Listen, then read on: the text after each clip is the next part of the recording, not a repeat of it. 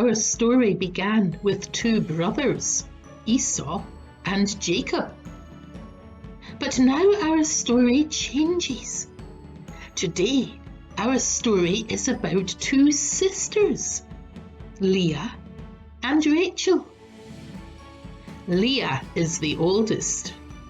Rachel is the youngest. Leah was lovely, but everyone said that Rachel was the prettiest. Well, when Jacob met Leah and Rachel, he immediately fell in love. But who with? Did he fall in love with Leah? No, he did not. Did he fall in love with Rachel? Yes, he did. Jacob and Rachel loved each other very much, and they wanted to get married. Now, Rachel's father was called Laban, and back in those days, a man had to ask the woman's father before he could marry her. But Laban said, "Yes, yes, Jacob, you can marry Rachel.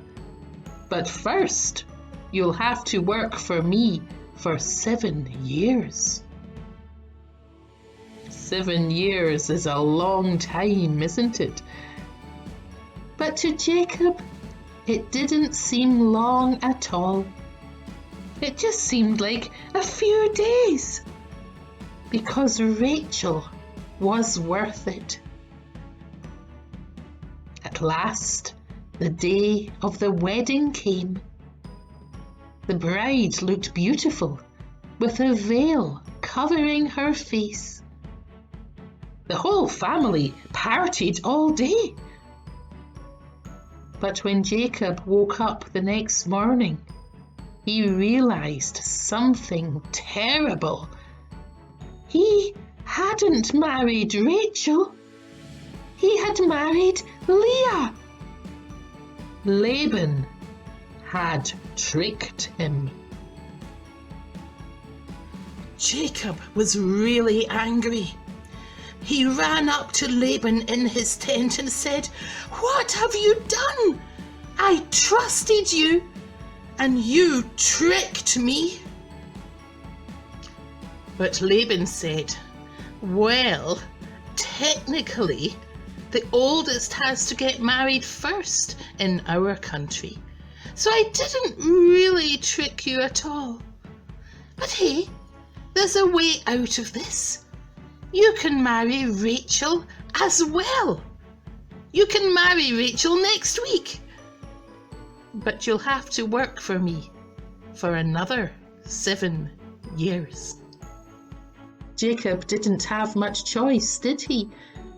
He married Rachel, and so he ended up with 2 wives instead of just 1. That was allowed back in those days. And with Jacob as daddy and Leah and Rachel as mummies, they had lots of children. And so they all lived happily ever after. Did they? It wasn't really a good situation, was it? Leah and Rachel were very jealous of each other, and their children grew up to be jealous of each other too, and that caused all sorts of trouble down the line. But there were good times too.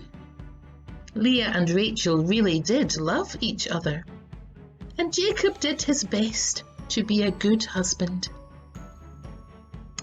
You see, it's fairy stories that end with, "and they all lived happily ever after." But the Bible isn't a fairy story. The Bible is filled with stories about real people. People like you and me. People who do bad things sometimes, like when Jacob tricked Esau. But who do good things as well, like when Jacob loved Rachel. It's filled with people who get hurt sometimes, like when Laban tricked Jacob, but who learn as they go along. Jacob knows now what it's like to be tricked. Maybe he's sorry for what he did to Esau. We'll find out next week. But the most important thing that the Bible teaches us is that God never gives up on us. God had promised to be with Jacob and watch over him wherever he went, and God always keeps his promise. So wherever you go, whatever you do, whoever you love, whatever mistakes you make, God won't give up on you either. God promises to be with you forever, watching over you and blessing you every step of the way. And God always keeps God's promises.